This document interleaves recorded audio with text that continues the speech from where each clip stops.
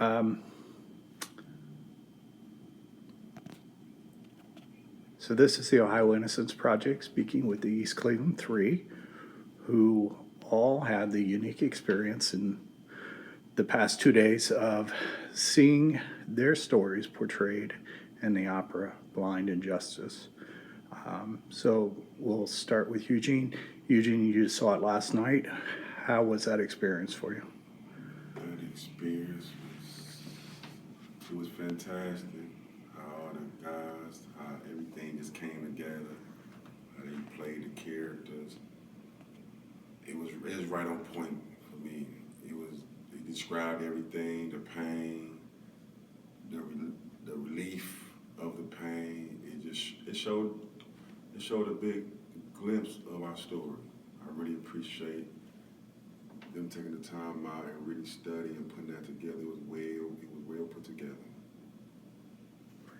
And Derek, you've seen the opera now, and you've had time to think about it a little bit.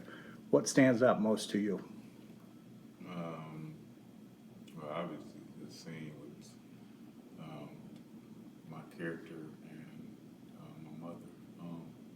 That was just, I mean, it was just a very, very emotional scene and very raw and powerful. And just to see that, I mean, it was like really living it almost, like an out of body experience, maybe, like, and it was just real. Larice, anything that surprised you about the opera, or anything you noticed seeing it a second time? I don't know if it's like anything different. It's crazy because I sat in the third row the first night. I wanted to see it from a different angle, so I sat in the front row on the other side the second night. But I don't know. I just feel like they did a fantastic job with that. Early on, I couldn't picture how they was putting our story into an opera. I couldn't find nothing in my mind to picture how it was going to be. But to actually, once we went to workshop and to get a glimpse of it at workshop, and then see it come together for the first time Monday night, it was amazing. And they had added so much more from what we saw at workshop, and all the character was different. It was great. It was great. Did you, at any point, did you think in terms of, well, during the show, there's the scene where it's you guys right before the shooting takes place, which is yourselves at 17 and 16 years old. And then flash forward, here you are 20-something years later, and you've been through this ordeal, and not only that, now there's going to be an opera about you that might be staged all over the country and maybe the world, depending on how it's received. How strange is that for you guys? Yes, it's unbelievable to be where we're at today. We walked a long, long journey, and then after 20 years for fighting, and then we finally get freedom, and then it's been a long journey from the day we walked out to now. So to be where we at, it's a huge blessing. Huge blessing. Yeah, definitely. You were saying you were speaking to the OIP fellows in there. At one point when you were incarcerated, you were in 3 cells, or where you were right together. Is that correct? Well, that's when they, the judge had said in our sentencing, the anniversary of the victim's death, he wanted us to go to solitary confinement. And our 5th year in, they came and put us in solitary confinement. It was all in a cell by itself. It was all next to each other. For that one day, right? Yeah, for one day. Right, I guess we're supposed to think about what we supposedly have done, allegedly have done. So that's why the judge authorized that, which was double jeopardy and cruel use of punishment.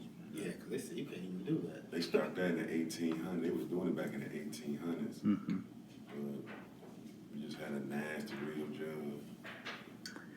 What about the the rap scene that was in the opera. I mean, I think that's the other extreme of emotion was seeing that play out, and that had to be interesting for you guys to experience. That was like the twist of Yeah, the the opera. twist.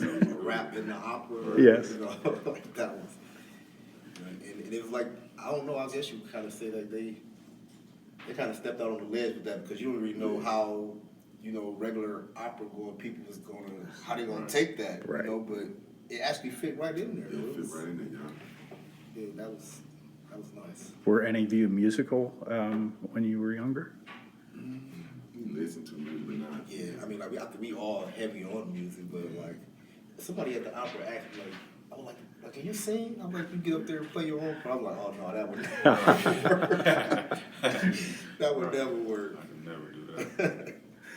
And I know they had to be drained though, doing this every night. You know how much it take to be singing like that? Right. Like, I know they be so tired.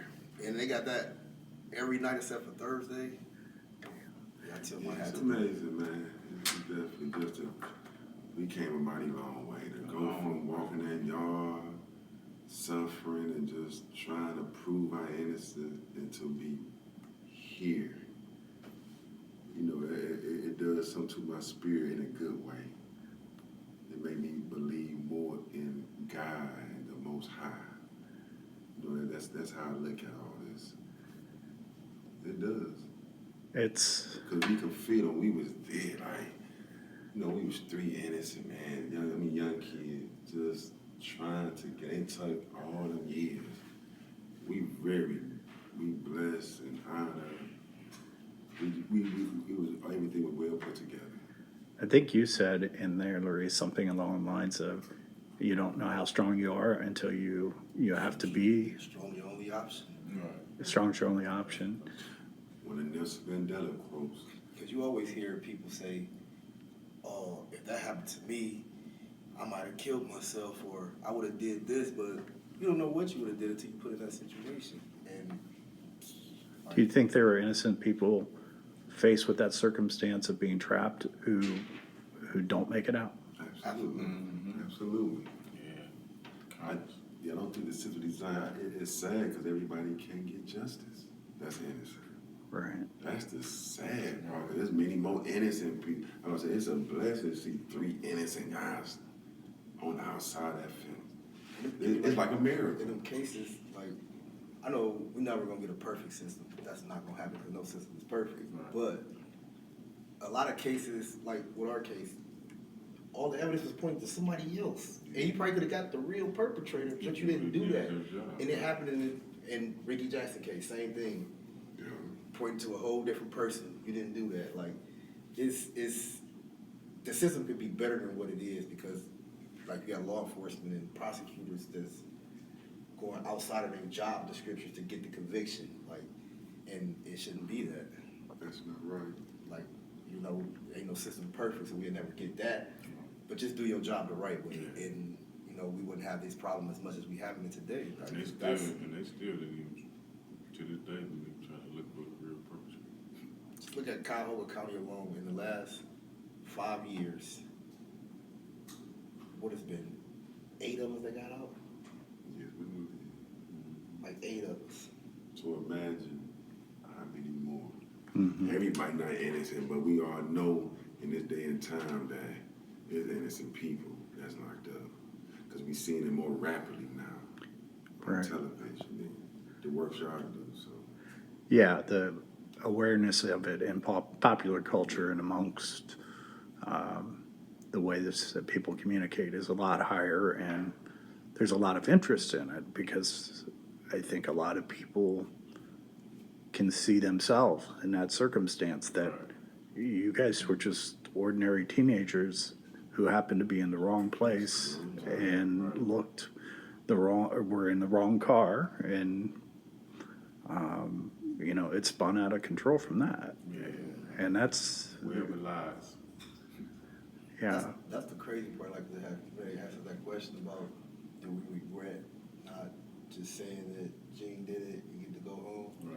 Like, that thought like never crossed my mind in there. But you know what used to cross my mind? Like, what if I would have drove down this street? What if I just went this way? Or like them thoughts would cross my mind, like, but to like, oh, maybe I should have just took that deal. Like that never crossed my mind. I always just thought like, we would have just went a different route, didn't go down that street that day. Like, you know, because like coming from my house, sometimes we just go down Euclid and go down Dome and go to Back Street. But this day I went all the way down Euclid. Like, so, I mean, I always question that in there because like, you know, years and years going by, like we just sitting in there, you know. But at the end of the day, like, I mean, it was written. This was supposed to happen to us. I mean, you might not never know what the reason was, but like I feel like this is my calling now, like to speak about wrongful convictions. So I've heard you say that, and I know that that you've done some school visits, and Derek, you've done some school visits, and I'm sure Eugene, you've talked to people about your experiences. And you are 3 of the 4 youngest exonerees that OIP has. Only Ruel Saylor is younger than you guys. So you have many years still ahead of you. What do you hope to accomplish in the years ahead, and in particular, taking this and making it mean something? I think I don't know. I'm still looking, like I said when we was in there. Like I'm still trying to find like that just peace and you know, spreading the word about wrongful convictions like that do bring me some type of peace while I'm doing it, but it's still not like wake up in the morning and I just got just no worries. Just I haven't found that. I don't. And then, like I said, like I thought, you know, once the case was over with, we was done with the back and forth to court. We ain't fighting for our freedom no more. That was a huge relief, but that still wasn't the peace. And then we get a little money, and okay, maybe since I don't got to struggle as hard, that's gonna be the peace. That ain't the peace. Like I don't know. Derek, you have a young son. Yes. Did that change your perspective at all? It did. I mean, he'll be 2 in September, and you know, just trying to, I guess, you know, protect him, raise him right, and make sure that you know he know what happened to his father, and make sure that, just make sure I raise him right, and just like I was raised, right from wrong, and, you know, and just hopefully he won't have to be in no type of situation that I was in. And Eugene, you talked about becoming a more spiritual person. Yeah, that was the main objective for me in there was God and freedom. So I feel like I want to, you know, he done a lot for me, so I feel that I got to do a lot for him. And it's the same thing talking about, you know, truth and speaking about him and just bringing awareness, you know, on a positive note. I think people need that more. We need to walk with something positive that we can take along our journey and our path with us. So I think, you know, he's speaking to me on that way.